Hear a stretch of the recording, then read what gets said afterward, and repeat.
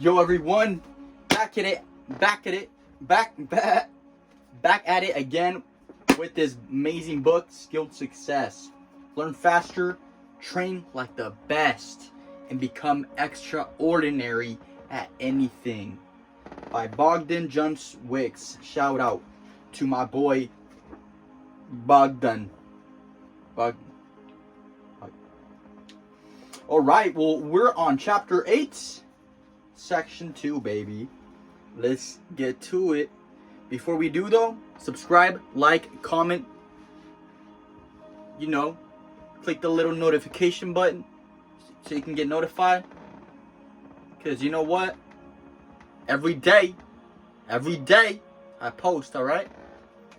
You let me know. You can comment down below. Don't be a little pussy, yo. Don't be a little hesitant.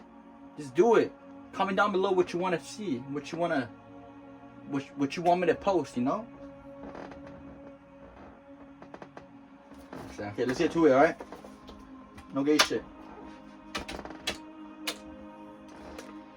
Alright, chapter 8. 3 Foundations of Mastery. Irrefutable keys for growth. Success is no accident. It is hard work, perseverance, learning, studying, sacrifice, and most of all, love of what you are doing and learning to do. Pero that's too good. Mastery doesn't just happen. Sometimes someone doesn't just magically become great at what they do. As we've well established by now, there's method to the madness. There's a process to skill, mastery, and achievement. There's a process to skill, mastery, and achievement. Mastery doesn't just happen. Okay, give me a moment. It is fucking hot in here. It's about to get hotter. You know what I'm saying? It's because, hey, we bring the fire in the room, bro. When you're like vibrating at a high frequency, you're fucking on fire. Okay?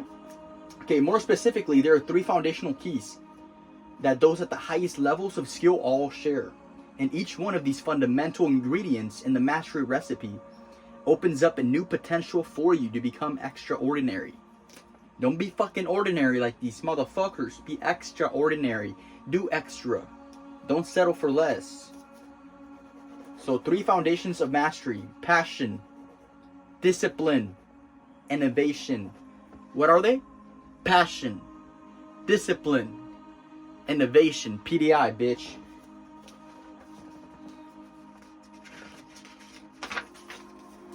So in this chapter, we are going to dive into each of these 3 foundational keys. The stories of how some of the world's best have applied them, as well as, most importantly, how you can apply them in your life. These 3 keys are universal and transferable across all fields and industries. Whatever your main thing is, these 3 foundational serve as a guide of what it takes to get there. Passion, the fuel of pursuit. Fuck yeah, dog. The fuel of pursuit. You know what to do. You're just being a little pussy and sitting in your ass on the couch when you have the idea to act now, but you just want to fucking settle like a pussy ass bitch. So you bring your little pussy ass motherfucking thought and activate it and act on it like a little pussy. So those who have a why to live can bear with... Okay, let's say that again. Those who have a why to live can bear with almost any how. What the fuck? That's fire. Seriously, bro. What's your fucking why? Like, literally. Like, why are you chasing bitches? Because you're a pussy bitch. Why do you want success? Literally. Anything, bro. Just ask yourself this question.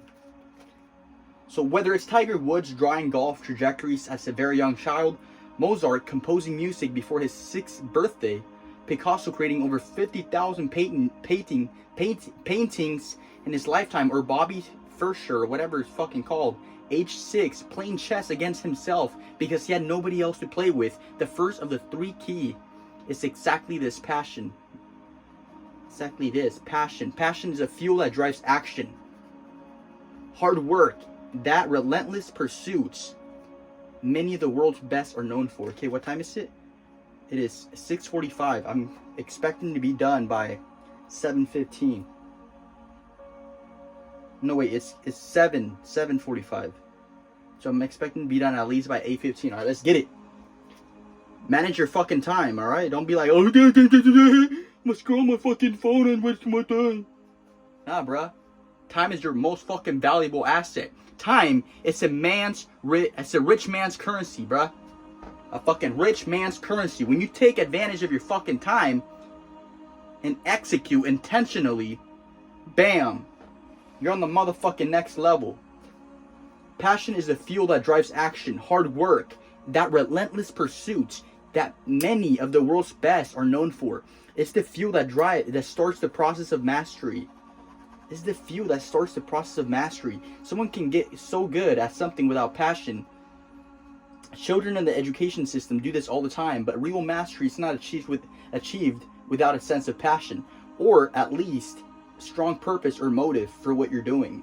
This passion is, in the case of most high achievers, an intrinsic internal love for the craft itself, but in rare occasions, a passion for a certain result, feeling, or extrinsic external motive.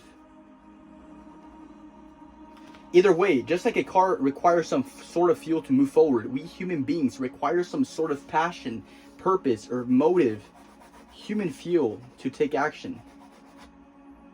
Damn. However, during this chapter, we're going to focus on the type of passion that shows up most often in the lives of the world's highest achievers, which is a love of the craft itself. A deep fascination of a particular topic or skill, while extrinsic external rewards, incentives, or motives such as money, fame, or recognition, among others, may give you drive to pursue mastery as something. Often these motives will run dry over time, leaving you miserable in a job, career, or situation that feels like a fucking chore to do. While a deep intrinsic love of the topic or skill itself will very rarely run out and will more effectively drive you to put in the fucking work to get better and thrive. See, a deep intrinsic love of the topic or skill itself will very rarely run out and will more effectively drive you to put in the work, get better, and thrive. And if you go and study the world's best, you'll continue to find this pattern arise. They love what they do. For some, that passion is so large, others consider it an obsession. Fucking shit, dog. Which is a feeling a lot of people in this world lack. Fuck yeah. In the words of Henry David Thoreau, I think, the mass of men lead lives of quiet desperation. The mass of men lead lives of quiet desperation. Fuck, dude. Too often people go through life without any real sense of passion or higher purpose for what they do. And rather than starting their learning, skill development, and mastery endeavors with passion, many people start with motives or financial or status incentives.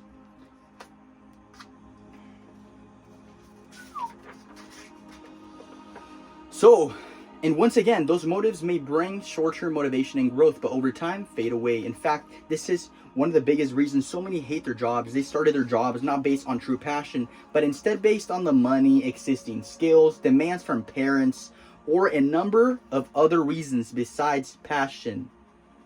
That's when you know you're fucking trapped. And at first, that job was probably pretty okay. In fact, at first, maybe they even enjoyed it. And the income, perks, or potential of a promotion may have brought them that excitement initially. Many people start their jobs and careers just like this. At the beginning, it's great, it's fresh, it's new. But over time, the excitement from money or promotions fade away. Yet the daily grind of a topic or skill that you have little passion for continues on. It's thought that it's only saddened when we account that most people spend the majority of their lives working, which all leads to people to eventually reach burnout. They begin to increasingly hate their jobs and careers, and they spend a large part of their work week awaiting the weekend so they can take a break and drink their sorrows away. They then hear stories of people willingly and voluntarily working 70, 80, or 90 a week. What the fuck? Without taking weekends off, and they think those people are crazy without realizing often those people are in the best position. They love what they do and have strongest. Look, they then hear stories of people willingly and voluntarily working 70, 80, or 90 hours a week without taking weekends off, and they think those people are crazy without realizing often those people are in the best position because they love what they do, have strong passion for it, bruh. The people who start their careers with passion don't work a day in their lives. Don't work. They don't work. It's because for them, it's not work. They love what they do. They love Mondays. And they tend to compartmentalize their lives a lot less than people who view work as something they hate but pay the bills so they can enjoy their other life outside of work. They view their work as their purpose, their calling, or their mission. It's meaningful, it's fulfilling. Start with passion, baby. If you go into learning a new topic or skill, starting with the focus on money, fame, or a corner office, over time you'll begin to hate what you do, no matter how lucrative it is. Meanwhile, those who start with passion and afterwards pile the financial rewards, recognition, and fame on top tend to continue to love what they do and are more likely to reach the highest levels of skill as a result. Bam. If you read the backstories of the world's highest achievers, you'll find passion is a recurring theme. Now, passion is not necessarily to be confused as a particular topic or skill. Sometimes it is, but often it's not. Albert Einstein's passion wasn't mere physics, but rather a passion and curiosity of the invisible forces of the universe. Mozart's passion wasn't just playing the piano, but rather composition and creating music. It was his intense love of music and the theater that fueled his mastery. It's this passion that in many ways enabled him to put in an estimated 3,500 hours of music training before age 6. Damn, bruh. If music was something he was forced to learn, odds are he would have settled and put in bare minimum amount of work possible. However, because it was passion that fueled him, naturally he was more willing to train harder. Understanding this nuance is incredibly powerful because it allows us to expand our realms of possibility. Although Martin Luther King Jr. was a minister and activist, his passion was bigger than that. His passion was about equality and human rights, not just being a minister. Being a minister, civil rights activists were simply vehicles for him to fulfill his passions. In the same way physics was Einstein's vehicle to follow his fascination, we mustn't mistake the vehicle for the passion itself. Boom. Sometimes the topic or skill is a passion in itself, but sometimes it's not. We must consider this cautiously. Either way, we must seek passion in what we do. Seek that motherfucking passion. You're either you're either passionate or fucking just straight up dead with no drive within you. And when you do find your passion, you'll know because it activates a new sense of energy and excitement in your life, which will pull you towards mastery as something. Pull you, not fucking pushing, nigga. Okay, how to find your passion? Unfortunately, there's one solution. No, I mean, there is no one solution or pattern that show up repeatedly when people find their passion. Throughout history, some found their passion deep into their childhood when they received an item, met a particular person, or encountered a certain circumstance. For others like in the instance of Mozart, it was influenced by his family and environment in which his father was a pianist and his older sister, Maria, was already learning the piano. For others, they reconnected with a topic or skill they used to enjoy in the past. For some, their passion finds them, and for others, they have to actively go out there and seek it. As to how you do that, the best insight is simply to test, taste, and experience. The more things you test and experience, the greater your odds of finding something which deeply arouses your fascination and passion. It's why you've got to be willing to taste a lot of different experiences, topics, and skills on your journey of discovery. Start with a simple list of things you think you might be fascinated by, and go out there to experience them. Test and experiment. Do things you wouldn't normally do. Travel, meet new people, test learning new topics or skills. And just like you discover your dream car, dream house, or favorite food by seeing and testing a lot of them, testing and experiencing is the same way you'll find your passion. Testing and experiencing is in the same way you'll find your passion. Mathematically, with every new thing you test, which we'll talk about later, your odds of finding your passion go up. And as you go on this journey to find your passion, or passions, plural, you want to intentionally spread yourself very thin. You want to ignore the guidance in the last section. Okay, let's see. I'm just trying to see how many pages I'm going to have to read.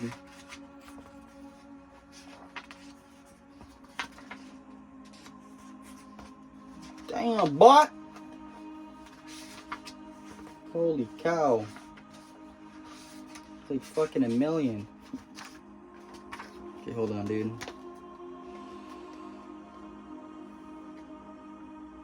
Okay, so 180, page 180, and I'm at page 157, bruh. That's like 20 pages.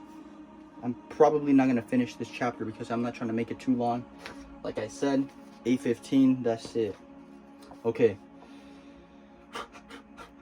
It's not that I don't want to read it, I just intentionally focus on my time. Okay, so if you read the backstory, wait, what the fuck?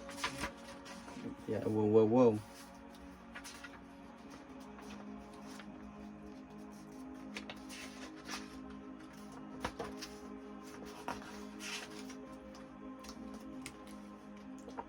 Your passion only. Okay, this is where we.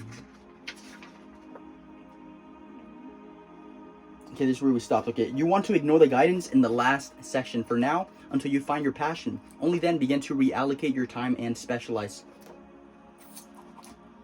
In other words, when you're finding your passion, you want to say yes to everything you can.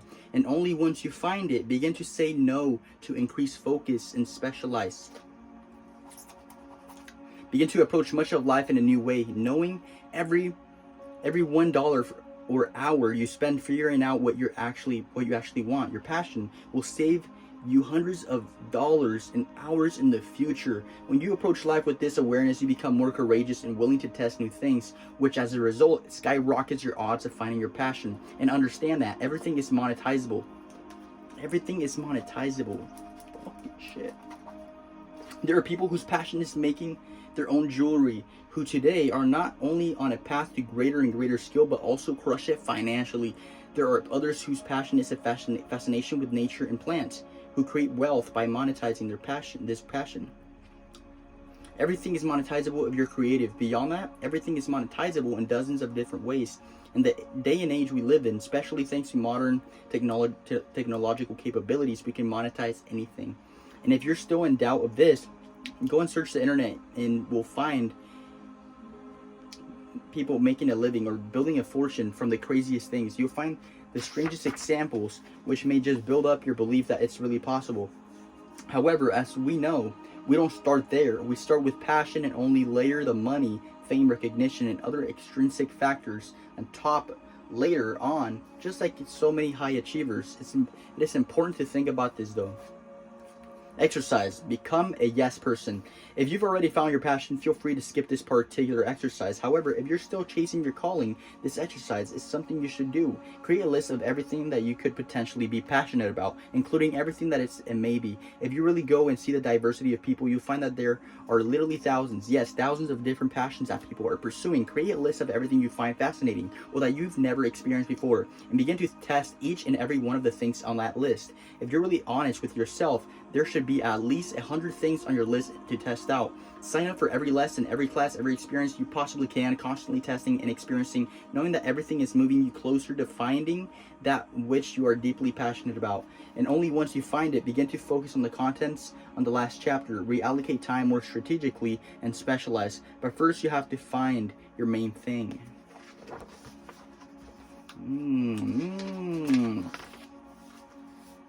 Now, number 2, what is it? Discipline, the driving force of work. Discipline is the pathway to freedom. I like that shit. In the summer of 2012, professional trainer Rob had an opportunity to see discipline like he had never seen before. He had just hired to train the U.S. basketball team during the first interaction with Kobe. They talked about what was possible by the end of the summer. At the end, Rob gave Kobe his number and told him to call him anytime if he wanted to do some extra conditioning work. 2 days later at 4:15, Kobe gave him a call. Rob, I hope I'm not disturbing you anything, right? No, what's up, Kobe? Rob replied. Just wondering if you could just help me out with some conditioning work, Kobe asked. Sure, I'll see you in the facility in a bit. This phone conversation happened at 4:15 a.m. Approximately 20 minutes later, Rob walked into the training facility expecting to meet Kobe there to start the conditioning work. However, Kobe was already there. He saw Kobe there alone, completely dripping in sweat, already deep in his conditioning. It wasn't even 5 a.m. yet. After about 2 hours of conditioning work together, at 7 a.m., Rob went back to his hotel to get some quick rest before the actual day's practice began. During the time, Kobe went to the court to practice his shooting. 11 a.m., Rob arrived back at the facility to meet the rest of the USA basketball team. They were talking and chatting, waiting for training to begin. Expect one player, Kobe, on the far side of the facility. He was there shooting hoops. Good work this morning, Rob said to Kobe. Yeah, thanks, Rob. I really appreciate it, Kobe replied. So when did you finish? Finish what? Kobe replied. Getting your shots up. What time did you leave the facility? Rob asked Kobe. Oh, just now. I just wanted 800, so yeah, just now. Rob was shocked. Kobe was drenched with sweat before 5 a.m. Worked with Rob on strength and conditioning for 2 hours, then made 800 shots over 4 hours until 11 a.m. Most impressive of all, this was all pre-training, meaning training was only about to begin. He did all of that, almost 7 hours of work before official training with the team had even begun. That's work ethic, that's commitment, that's world-class discipline. Perra madre.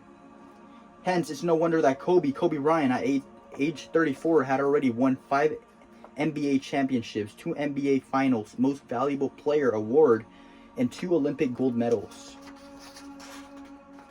Beyond that, it's important to note that this wasn't a one-time occurrence during which Kobe wanted to impress the new coach. We know this because there are literally dozens of examples like this of Kobe Bryant during his career outworking those around him, similar to this one. So often we talk about hard work, we talk about work ethic, we talk about discipline, yet we don't live it. Yes, Kobe may have had the physical advantage of height, 1.98 meters, but so do millions of others. Yet they never achieved what Kobe achieved in the sport of basketball. It's because his physical advantages aren't what give him the edge. His skill, developed through back-breaking discipline and work, is what gives him the advantage. See? Fuck yeah. It wasn't talent that made extraordinary. It wasn't his natural born gifts. It was his fucking work, his discipline, his astounding work ethic, his astounding work ethic. That's what made him one of the best basketball players of all time. And that's what world-class skill and achievement requires. You've got to be disciplined and put in the fucking work. Tesla, SpaceX, and man behind it all. Subtitle. He built $4 billion companies in 4 different markets, industries. A feat even the best would be proud of. But how did he do it? How did he achieve this? How did he become so extraordinary at what he does? As always, there were many factors that contributed to it. Not just one, but a huge one that stands out in this particular case is, of course, discipline and hard work, dude. Check this out. He put, bam. Elon Musk often talks about his 100-hour work week and is known to regularly work exactly that 100 hours per week. While most attempt to become extraordinary at what they do and achieve their goals working 9 to 5 and taking weekends off, Elon Musk's approach is different. He works 100 hours per fucking week, an average of 14.28 hours per day.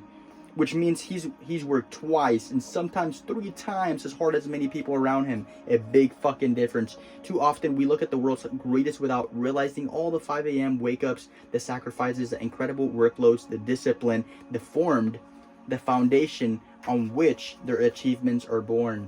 I wonder what the fuck he was doing, dude.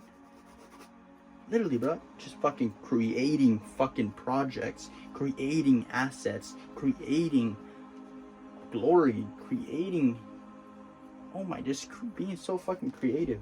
No amount of wishful thinking can replace the work it takes to get there. Positive thinking may make you feel good, but without the discipline and work, dreams will simply remain dreams. For some reason, we have actually been persuaded to believe that the secret to success is so simply is to simply think about what we want. Yet, latest research, as well as the study of the world's most successful people, continues to show us that the few things can be further from the truth. Positive thinking, or the law of attraction, definitely has its place in success. It's often what drives a lot of passion and discipline. In the first place, that's up to optimistic outlook on the future. However, alone, it doesn't contribute to success. Just like a great dish is a combination of multiple ingredients, success is too, and we can't simply take one ingredient in isolation and call it the secret to success, as many people have done in the personal development space.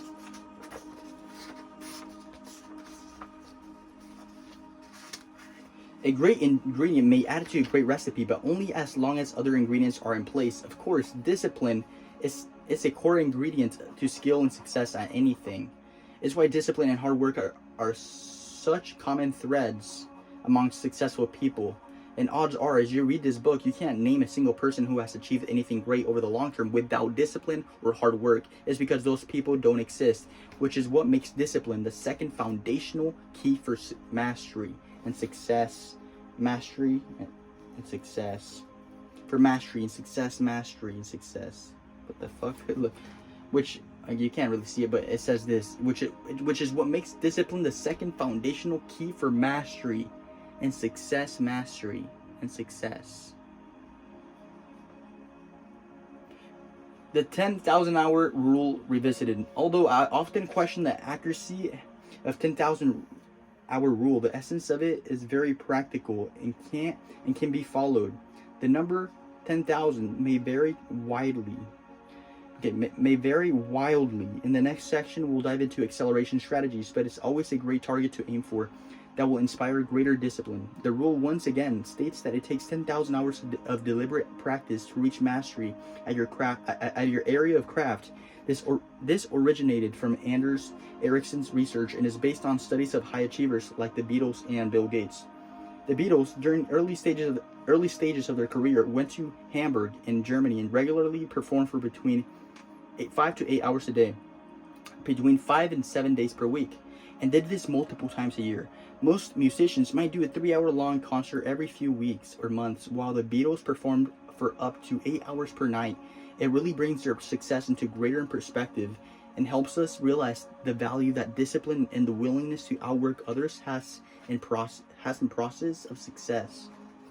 Bill Gates used to sneak out during the night to code while everybody else was sleeping, only to climb back and through his window before his parents came in to wake him up.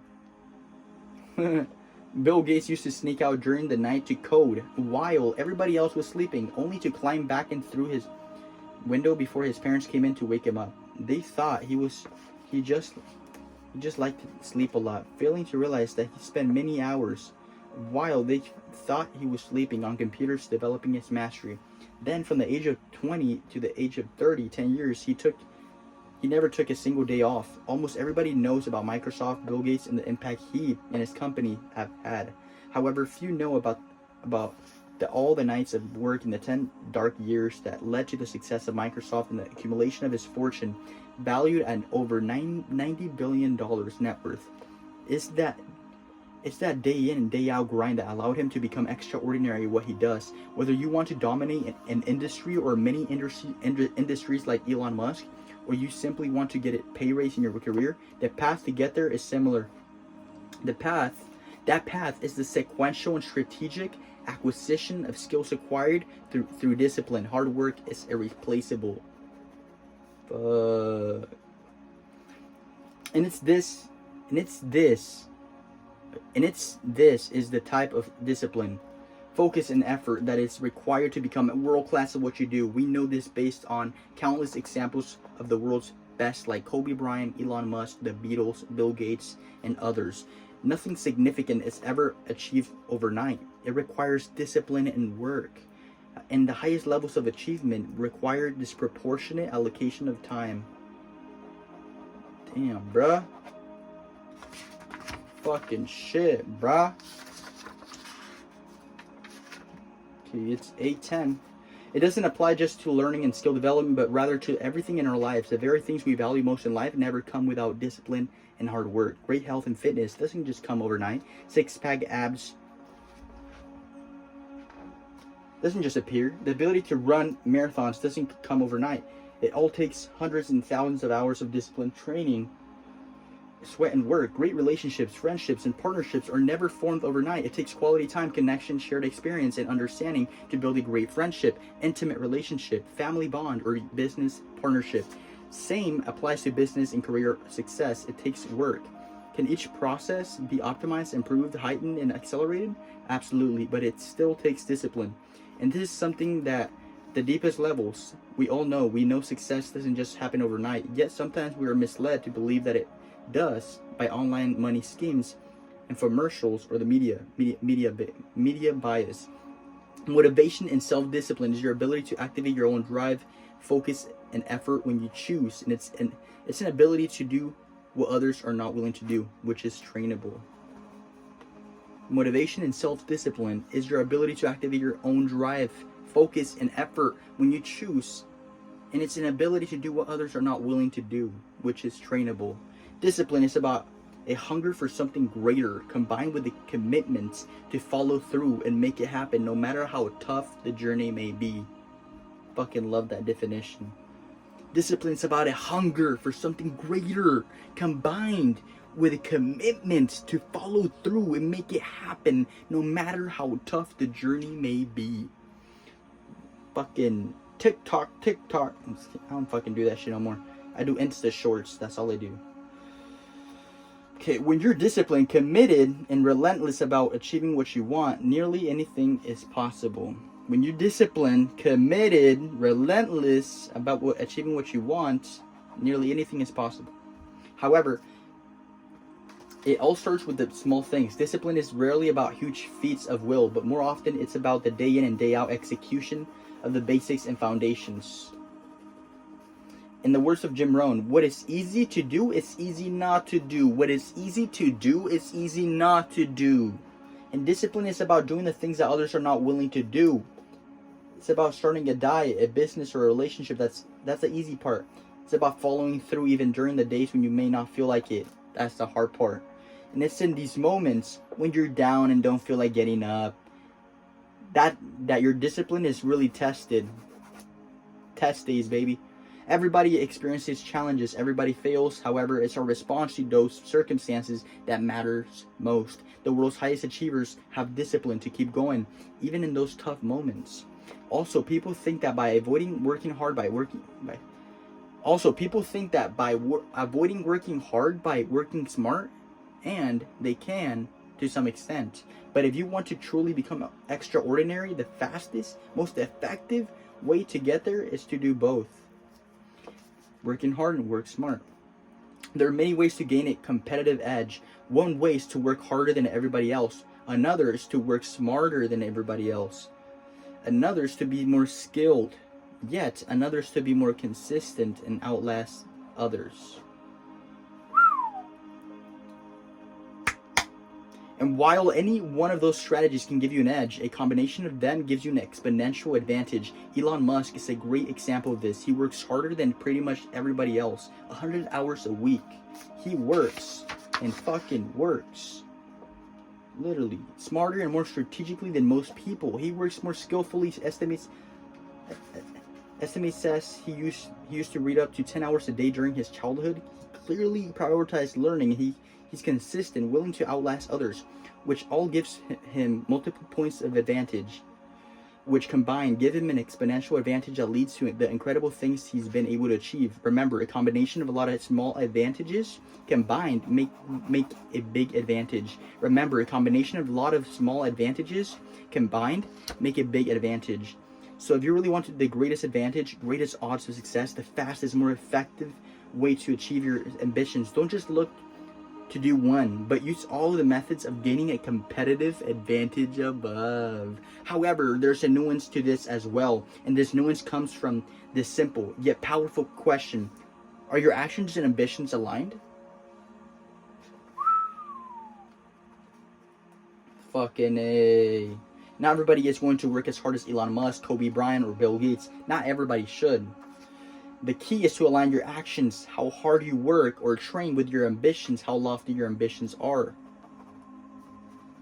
If you want to become a trillionaire, yet you're working 3 hours a day, you're not striking that alignment between the actions and you're not striking that alignment. I like that shit. See, if you want to become a trillionaire and if you're working fucking 3 hours a day, you're not striking that alignment between actions and ambitions. It's because the height of success requires massive fucking work, focus, sacrifice, discipline, work ethic, massive fucking work ethic, focus, sacrifice, and discipline. Meanwhile, if your ambitions are simply to make a comfortable living, travel the world and sightsee, and you're working a few hours a day, that's great. Your actions and ambitions are aligned and you'll be happy. And remember, there's no right or wrong with this. Different people want different things. It's about aligning what we want, ambitions, with the required fucking actions. It's about aligning what we want, ambitions, with the required actions. Exercise.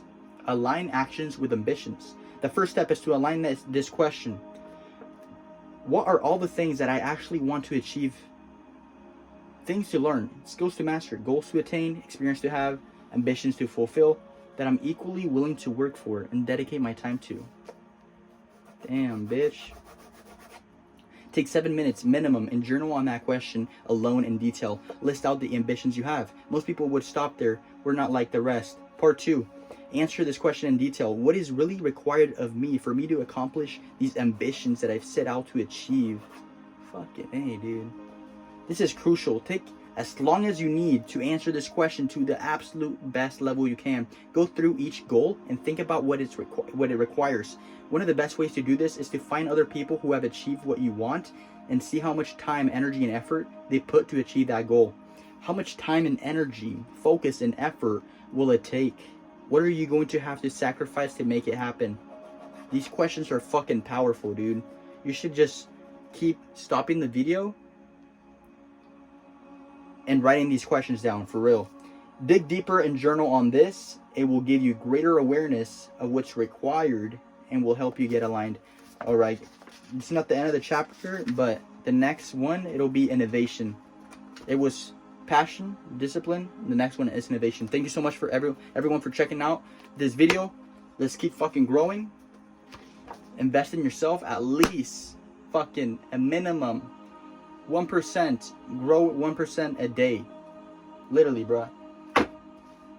1 hour a day is 1/4 of your whole fucking day. Literally, you got 24 hours a day. If you read 1 hour a day, that's 1/4 of your day. So improve, bruh. How the fuck are you improving, bruh? Are you aligning your actions with your ambitions? You wanna become a fucking billionaire, but you end up going to fucking parties in the weekends like a little fucking loser? Nah, bruh. That's so off. It cringes me out, bruh. So wake the fuck up, everyone. I love y'all. Boom.